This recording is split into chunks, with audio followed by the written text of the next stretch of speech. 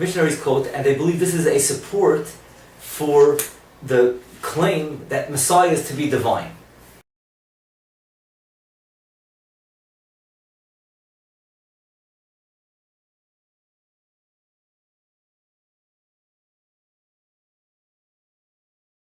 Vision. But if you want to go to the Gospels, we can argue for the deity of Christ from the Gospels. So, for example, Jesus, over and over again, his favorite self-designation is Son of Man, right? Which is a clear reference to Daniel 7, where Daniel says, "In my vision at night I looked, and there before me was one who looked like a son of man, coming in the clouds of heaven. He approached the Ancient of Days and was led into his presence. He was given authority, glory, and sovereign power. All peoples, nations, and men of every language worshipped him. His dominion is not pass away, and his kingdom is one that will never end." So clearly he is ascribed worship to. And Jesus, of course, tells the devil in the wilderness in Matthew 4 and Luke 4, "Worship the Lord your God and serve him only." Mm-hmm. So if Jesus is claiming to be this divine figure who is worshipped by all people, then how can he say to the devil in the wilderness, "Worship the Lord your God only"? Mm-hmm.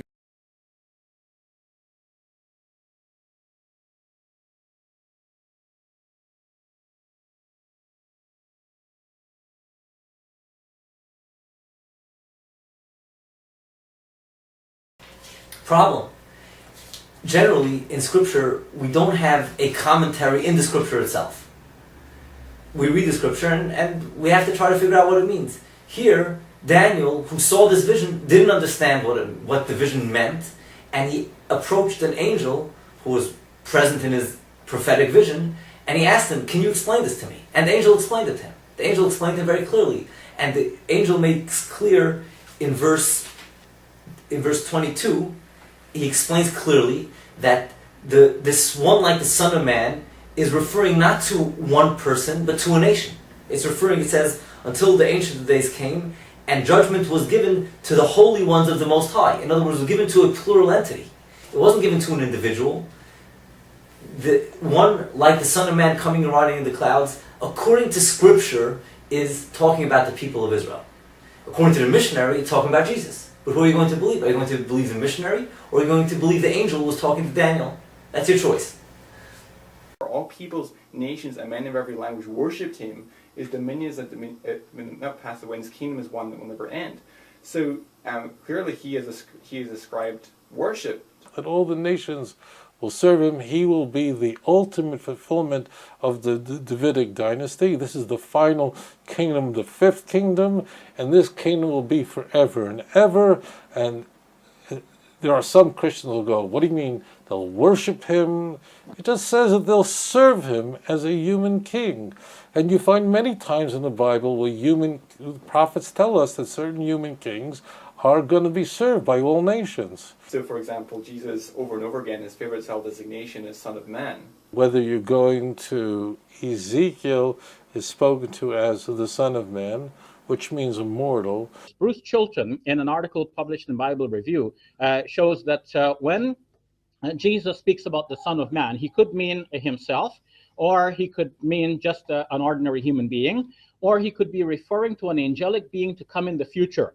But Bruce Chilton shows that when Jesus is referring to that angelic being to come in the future, he is not referring to himself. He's referring to another being apart from himself who is closely associated with Jesus. So now there's a problem. If this Son of Man is a divine being and that's not Jesus, well, then that leaves Jesus without the divine status. But moreover, this Son of Man is not a divine being, meaning co-equal with God. If you read Daniel 9, you will see that he approaches the Ancient of Days, and the Ancient of Days is undisputably God. So you have here one who's described who's like a Son of Man who is coming with the clouds of heaven.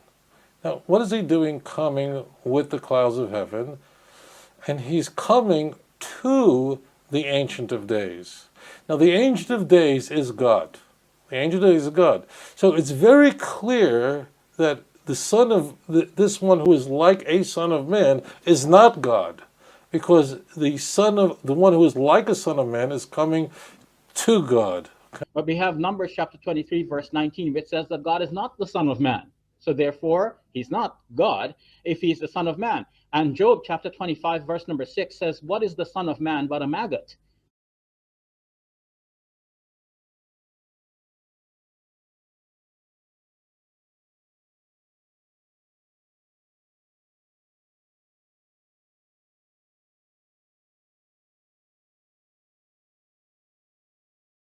Another point that is important to realize over here is that the concept of the Trinity only came up after Christians already accepted the deity of Jesus. It was an effort, a philosophical effort, to justify something they believed already, an absurdity they believed already. To believe a man is God, they had to come up with an idea of the Trinity. It wasn't that they first came up with the idea of the Trinity and then they said, oh, Jesus is the one that fits into the Trinity. Before Jesus came to the world, no one thought of the Trinity. So the Trinity is an excuse for idolatry.